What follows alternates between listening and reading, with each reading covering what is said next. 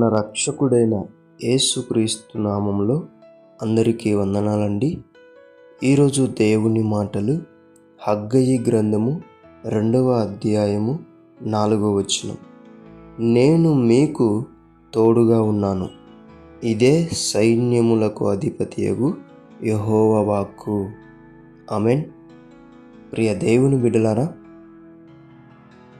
ఏ విషయం గురించైనా నీవు ఆలోచిస్తూ ఉంటే, దేవుడు ఏమి చెప్తే అది చేయడానికి నీవు వెనకాడుతూ ఉంటే, దేవుని బిడ్డలారా, దేవుడు ఏమంటున్నాడో తెలుసా?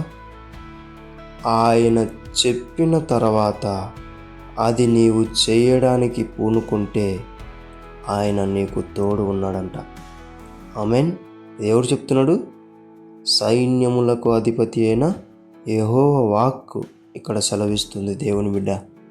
కాబట్టి దేవుడు ఏమైనా చెప్పాడు అంటే నీ బలంతో కాదు, నీ శక్తితో కాదు, నీ జ్ఞానంతో అసలే కాదు. ఆయన నీకు తోడున్నాడు కాబట్టి అది జరిగి తీరాల్సిందే.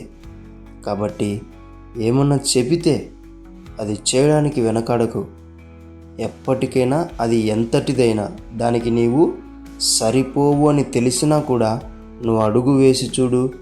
ఆయన నీకు తోడైండి నీ ద్వారా ఆ పనిని జరిగిస్తాడు, నీ ద్వారా ఆ కార్యమును చేయిస్తాడు. ఆమేన్.